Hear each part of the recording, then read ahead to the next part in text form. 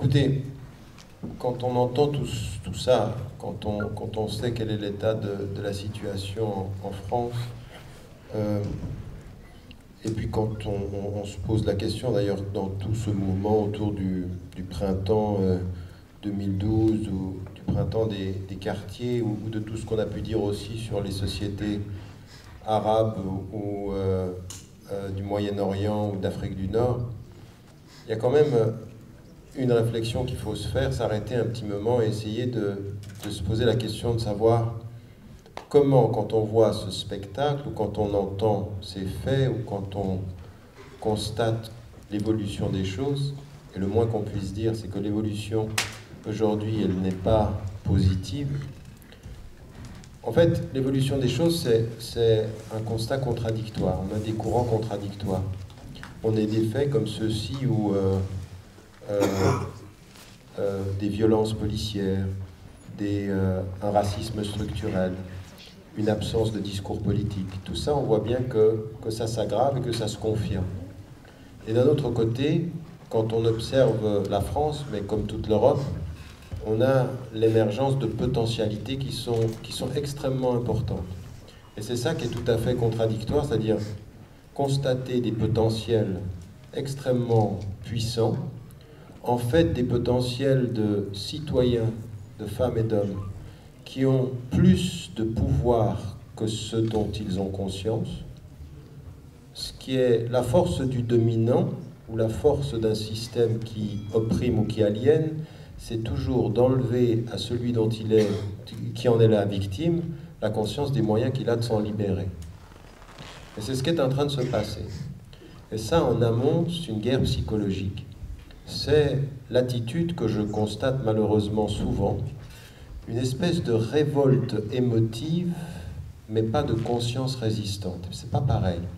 C'est-à-dire qu'on entend un discours, et puis on a une espèce de réactivité comme ceci, émotionnelle, c'est pas possible.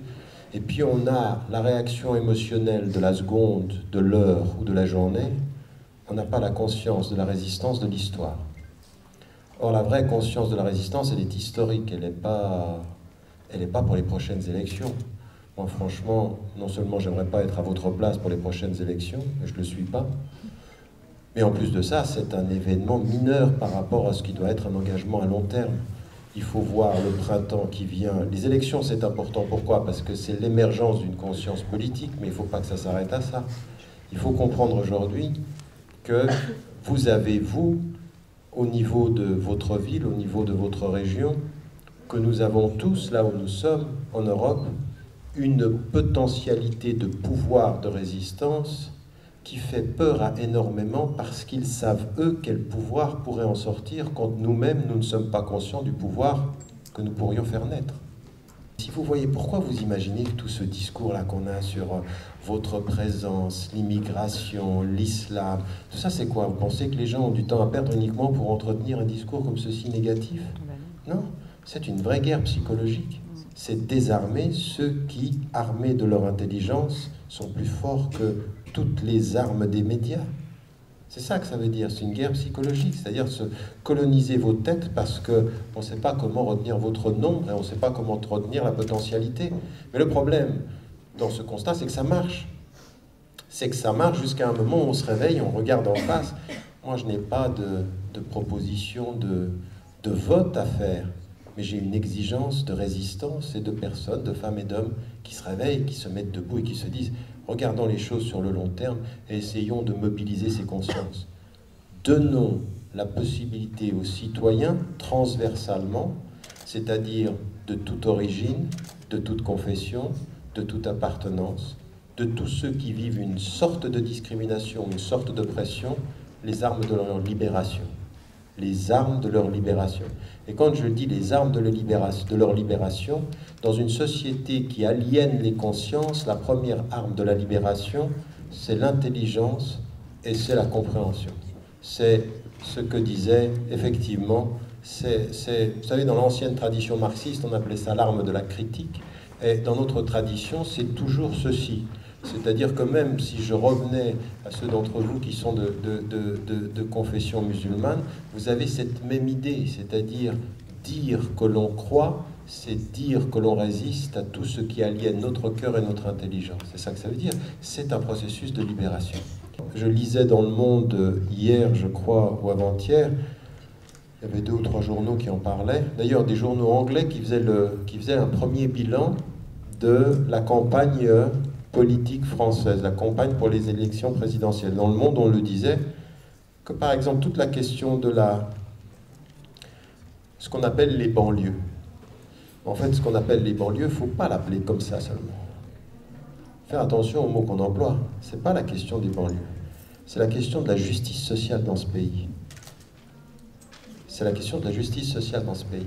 C'est-à-dire qu'il faut maintenant la rendre nationale, rendre ce combat national. Le problème de ce qu'on appelle les banlieues, de cette ségrégation géographique, c'est une question de justice sociale. Ce n'est pas simplement la question des banlieues qui fait problème en France. C'est la question des quartiers huppés et des quartiers ghetto pour riches, où il y a un problème de justice sociale par rapport à tous les autres. La réalité de ces écoles pour certains et d'autres écoles, parce qu'aujourd'hui il y en a certains qui se battent dans les écoles en France, parce que normalement ils auraient droit à pouvoir accéder aux meilleures écoles, mais comme aujourd'hui il y a des bourses, les boursiers ont plus de place parfois que ceux... Attendez, et les autres ? Les écoles de 2e classe, de 3e classe, les écoles de laissés pour compte, ça on n'en parle même pas. Vous avez des discussions aujourd'hui qui sont indignes quand on pose la question de la justice sociale, et pas simplement de « occupons-nous des cités ». Raison pour laquelle il faut toujours remonter en amont des termes qui sont employés par un certain nombre de politiques dans ce pays. Et on nous dit aujourd'hui que la question des cités, elle n'est pas débattue. Ça, c'est un journal américain qui dit la question des cités n'est pas débattue. Le Monde relève que la question des cités, on ne l'entend pas comme centrale, ni dans le programme des 2 partis qui semblent mener la danse, ni dans aucun de façon déterminée. La politique sociale, la politique urbaine, la politique éducative de ce pays ne sont pas au centre d'élections présidentielles, alors que l'on sait que c'est ce qui mine ce pays. Ajoutez à cela ce qui a été dit là maintenant sur le traitement de la police. Et encore une fois, il faut... Moi, je travaille par induction. J'ai vu comment la police pouvait traiter les gens. On a entendu ce qui nous a été dit. Il faut monter en amont, se dire, mais qu'est-ce qui permet aux agents de la sécurité de distinguer entre les citoyens? Qu'est-ce qui fait que dans ce pays, il y a une espèce de gangrène à l'intérieur qui fait que on tutoie les uns et on vouvoie les autres? On oublie certains et on stigmatise d'autres. En amont, il y a une vraie question sur l'identité même de la société française et qu'il faut qu'on comprenne. Tous ceux qui se disent oui, mais l'islamophobie, ça n'existe pas. Encore, je veux dire, le débat que j'avais eu avec Zemmour, qui disait que l'islamophobie, ça venait de... Enfin, Zemmour, Caroline Fourest, qui disaient ils se détestent, mais ils disent des fois les mêmes bêtises, en disant que ça venait des Iraniens et tout ça. Non mais attendez, ça vient des Iraniens. C'est ces histoires. Un des grands observatoires européens met en évidence qu'aujourd'hui, il y a quelque chose qui s'appelle la stigmatisation des citoyens de confession musulmane pour le fait qu'ils sont musulmans. Donc ça, c'est un racisme structurel. Racisme structurel, ça s'appelle islamophobie. Après, il y en a qui vont faire de la sémantique. Oui, mais la phobie, ça veut dire la peur. Ben oui. Et alors, c'est aussi du racisme. Quand t'as peur justifie ton racisme, c'est pas parce que t'es peureux que t'es pas moins raciste. Bon, t'as peur, mais tu peux être les deux, quoi. Peureux et raciste. Mais ça veut pas... C'est vrai, non? Bon, enfin, toujours est-il qu'il y en a certains qui ont peur et qui ne sont pas racistes. Ça aussi, c'est vrai. Il y en a qui ont peur, mais dont on ne peut pas dire qu'ils sont racistes. Il y en a qui sont les deux. Et il y en a qui entretiennent l'un pour justifier l'autre.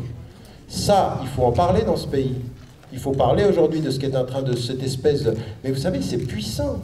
Parce que vous voyez des gens qui sont de bonne volonté, qui ont envie de comprendre, mais ça les a minés, ça les a colonisés. C'est-à-dire qu'ils sont dans une espèce de phobie interne, de peur interne structurelle qui les a colonisés. C'est très profond. Ça, c'est une guerre psychologique. Et vous vous apercevez qu'il ne suffit pas d'une bonne intention pour se libérer des espèces de schémas mentaux qu'on a introduits et qui font que vous avez peur, que vous allez avec la meilleure intention parler à des gens qui apparemment sont ouverts, mais ils peuvent être ouverts et en même temps minés, intérieurement minés, par une espèce d'acceptation que, en fait, un des grands problèmes de la France contemporaine, c'est la présence de citoyens de confession musulmane et de l'islam en tant que tel, et qui fait que certains, honnêtement, entendent à 17, 18, 20%, ajouter à cela beaucoup des voix qui sont chez Sarkozy, ajouter à cela beaucoup des voix qui sont chez Hollande, et qui entendent effectivement que la présence musulmane est problématique, qu'on a raison d'avoir peur, qu'un des problèmes de la France, c'est cette présence-là. Il est important, cette notion de ce racisme structurel, puis il y en a deux aujourd'hui qu'il ne faut pas oublier, parce qu'il y en a trois autres. Un interne et externe, et puis deux qui sont liés à nos relations avec le monde, et qui vous touchent directement. Le quatrième, c'est aussi les choix économiques. Les choix économiques qui sont faits dans ce pays. Et là, il faut que... Moi, je veux bien qu'on nous prenne la tête dans les sociétés majoritairement musulmanes en nous disant, vous savez, au fond, la vraie question. Là, je viens de voir des gens avec lesquels je suis allé discuter, des gens qui sont ouverts, qui ont ouvert. Et la seule question qui semble les miner, c'est les musulmans vont-ils réussir, un jour ou l'autre, à distinguer entre le religieux et le politique? Alors, les choses ont beaucoup évolué dans le monde arabe et dans les sociétés majoritairement musulmanes. Les uns parlent de la société, de l'état civil et tout ceci, pour que ce soit une bonne question, mais qu'il ne faut pas en être obsédé. C'est peut-être pas finalement ça la vraie question des sociétés. Et là, on vient nous dire, c'est la seule question. Quand vous saurez faire la différence entre le religieux et le politique, eh bien, vous serez des démocrates avérés. Et puis vous venez en Europe, puis vous regardez les États-Unis, vous dites, moi je veux bien séparer la religion du politique. Si vous ne mettez pas à la place de la religion, l'économique qui s'impose aux politiques. Parce que nous dire que l'État doit être neutre, je veux bien, mais tout ce qu'on est en train d'apercevoir aujourd'hui, c'est que la religion économique a pris le dessus sur toute raison de l'État.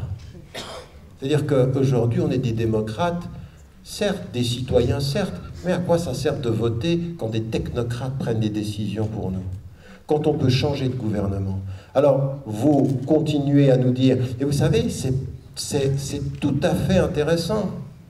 Souvenez-vous de Régis Debray. J'étais contre lui au moment où il disait qu'il ne fallait pas que le foulard rentre à l'école. Mais il disait une chose, il dit non seulement je ne veux pas que le foulard rentre à l'école, mais je ne veux pas de t-shirt avec Coca-Cola dessus à l'école. Pourquoi? Parce qu'il disait qu'il fallait que l'école soit un lieu neutre. Alors on peut être d'accord ou pas avec ça, mais il était logique dans son argumentaire. Si je ne veux pas que le religieux s'impose à l'esprit critique, il ne faut pas que la raison économique s'impose. Parce que quand vous avez Coca-Cola, Nike, c'est autre chose qui fait votre esprit. Mais la raison religieuse devrait rester dehors sous prétexte qu'elle serait un danger pour l'État et pas la raison économique, ce qui est un mensonge caractérisé. Quand la raison économique s'impose aux règles démocratiques de l'État, l'économique n'est pas du tout soumis au démocratique aujourd'hui. Et c'est une des grandes questions du monde arabe, mais c'est une question qui s'impose à nous aujourd'hui. Donc nous, il faut aussi que de ce point de vue-là, on sorte de ces espèces de simplisme du débat et qu'on passe notre temps à répondre sur la défensive. Mais oui, on va séparer, et on est gentil, et on est démocrate. Et il faut qu'on pose des vraies questions. Qui aujourd'hui prend les décisions? Pour qui est-ce qu'on a pris les décisions au moment de la crise de 2008? Qui est-ce qu'on a sauvé? La dignité du citoyen ou le profit des banques?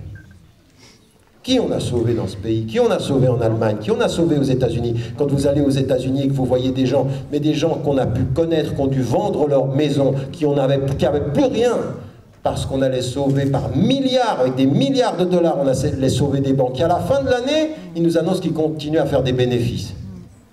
Et les gens, ils ont tout perdu. Et après, on te dit, sois démocrate et tais-toi. Et nous, on est là, on observe, et on est tout le temps sur la défensive dans cette guerre psychologique qui nous pose de mauvaises questions et qui nous impose de réfléchir sur les mauvais débats. Et c'est là où il faut se libérer de ça. La première délibération, c'est de poser les vraies questions et de poser les vrais débats.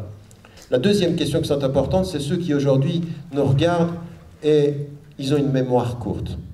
Ils sont en train de nous expliquer que pendant les 30 années qui se sont passées, les 40 années qui se sont passées, quand le gouvernement soutenait les dictatures de Ben Ali, les dictatures de Moubarak, les dictatures de Kadhafi, maintenant ils viennent nous expliquer qu'ils attendent que les peuples deviennent démocrates.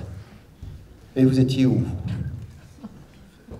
Où étiez-vous, gouvernement de France? Où étiez-vous, gouvernement des États-Unis, pour venir nous expliquer comment maintenant il faut soutenir les démocrates et qu'on a peur que les islamistes prennent le pouvoir? D'abord, laissons-les faire ce qu'ils ont à faire, choisi par le peuple. Et quand on est démocrate, on laisse le gouvernement, on laisse le peuple choisir. Même en Algérie, en 1988, même avec Hamas, en Palestine. La vraie réalité, c'est ça n'est pas à vous de changer les décisions du peuple sous prétexte que vous avez le monopole de la bonne décision populaire. Ça aussi, il faut oser le dire. Mais il faut oser le dire comme démocrate français. À partir d'un moment, il faut être courageux. Mais moi, je suis désolé, je vois beaucoup d'entre nous, aujourd'hui, ils n'osent même plus dire ça, ils n'osent même plus prononcer Hamas, ils n'osent même plus prononcer le mot de l'Algérie en disant « Mais attendez, c'était une injustice caractérisée. » Et ce qui est en train de se passer maintenant, même aujourd'hui, avec les États-Unis qui soutiennent l'armée égyptienne, contrairement à ce qu'on nous dit, tout un pan de l'armée égyptienne est soutenu par les États-Unis. Il faudra aussi se poser la question de savoir d'où vient le parti Nour des littéralistes en Égypte. Il faudra aussi se poser la question derrière l'écran de fumée en Libye, comment sont distribués tous les chantiers économiques entre les États-Unis, la France et l'Angleterre. Voilà, ça c'est des vraies questions. Mais ne croyez pas que je ne parle pas de la France. Mais je parle de vous.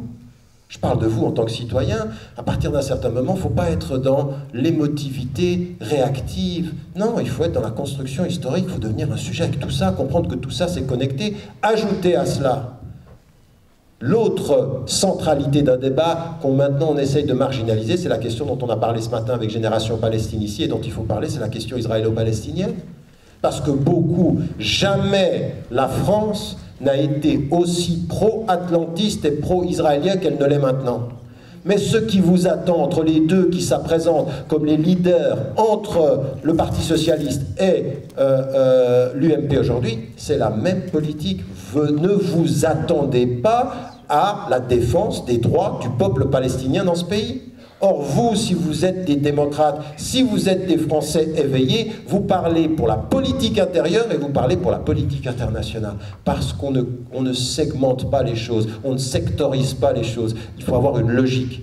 Et ça, si de là où nous sommes, si citoyens européens, nous ne sommes pas capables de porter la voix des pays du Sud en disant et en parlant de l'Afrique par exemple, en parlant de tout ce qui peut se passer en Afrique, de ce qui peut se passer en Palestine et dans la relation avec Israël, de faire cesser ce mensonge caractérisé qui consiste à dire qu'Israël est l'avant-garde de la démocratie et des droits de l'homme au Moyen-Orient et que tous les autres sont des barbares. Sinon, on n'est pas capable de porter comme citoyen que ça, c'est un mensonge caractérisé et que le pays aujourd'hui qui est le plus en retard dans le respect des droits de l'homme et dans la démocratisation de la société, c'est Israël. Si on n'est pas capable, eh bien, on va rester dans son petit coin à dire que personne ne nous aime. Vous voyez bien, ça touche 2012 et les élections, mais ça touche bien au-delà. C'est une vision historique. Il faut s'engager maintenant à se déterminer. Moi, je n'ai pas du tout de projet ou d'orientation quant aux élections. Par contre, je pense qu'à un moment donné, il faut manifester un mécontentement et une vision pour l'avenir. Et ce mécontentement, c'est effectivement 2005, 7 ans après 2005, après ce qui s'est passé dans les cités et les banlieues en France, aucune politique sérieuse, et avec tout ce qui se passe à répétition au Moyen-Orient ou même à l'intérieur, rien de très clair quant aux propositions politiques. Alors je termine en disant la chose suivante. Des propositions de vision. D'abord, toute cette dimension qui consiste chez un citoyen maintenant à comprendre qu'il faut s'armer est s'armer pour une résistance réelle. Elle est intellectuelle, elle est dans la compréhension de ces phénomènes-là, elle est dans le véritable engagement de se poser les vraies questions. C'est le premier processus de libération. Le deuxième, c'est d'éviter de tomber dans les luttes sectorielles ou de s'auto-isoler dans ce processus-là. Aujourd'hui, il y a des racismes, ils touchent des populations diversifiées. Il faut s'engager ensemble. Il y a aujourd'hui des politiques de la ville qui touchent des populations, il faut s'engager ensemble. Il y a les questions de l'emploi, il faut s'engager avec transversalement. Il y a aujourd'hui des gens qui sont sans abri, sans emploi, il faut s'engager ensemble. Il faut que nous soyons porteurs, au nom d'une éthique citoyenne, d'une compréhension, et que nous sortions des clivages, que nous trouvions à l'intérieur la possibilité de travailler ensemble. Que nous puissions aussi trouver, sur la question palestinienne, la possibilité de travailler ensemble. Sur la question du Moyen-Orient, des possibilités de travailler ensemble. Ça, c'est des vraies consciences qu'il faut avoir. Et il faut les avoir sur la vue longue. Ça commence maintenant, ça commence par sortir de nos ghettos, dans ce dans quoi on nous enferme, et puis de pouvoir poser les vraies questions. Il faut être, de ce point de vue-là, une conscience du contre-pouvoir possible. Parce que ce pouvoir-là, il existe. Ça existe, et ce pourquoi aujourd'hui vous faites peur, pourquoi on a peur de n'importe quelle explosion qui pourrait arriver dans les banlieues, c'est qu'on se dit, si ça explose, ça va vraiment exploser. Eh bien, qu'est-ce que vous attendez? On peut exploser intellectuellement aussi. Et après, on peut exploser réellement, on peut faire en sorte qu'il y ait un vrai mouvement de résistance. Moi, je suis désolé, aujourd'hui, pour qui voter, comment exprimer la centralité de toutes ces thèses-là, si à un moment donné, on ne fait pas entendre dans ce pays-là qu'il y a quelque chose qui va, il y a un rouage, il y a un petit grain dans le mécanisme qui va faire que ça ne va pas marcher. En d'autres termes, comment vous faites passer l'idée, on ne vous laissera pas faire. On ne vous laissera pas continuer à nous négliger, à ne pas considérer vos citoyens à leur dignité. Comment est-ce qu'on fait entendre cette voix-là? Comment est-ce qu'on fait entendre la voix de la dignité sur le marché de l'emploi, de la dignité sur l'habitation, de la dignité sur... C'est un train d'empirer socialement, ils ne proposent rien, ils font de la manœuvre de diversion. Et bien quand des gens font de la diversion, il faut des citoyens qu'ils fassent du rappel des questions essentielles.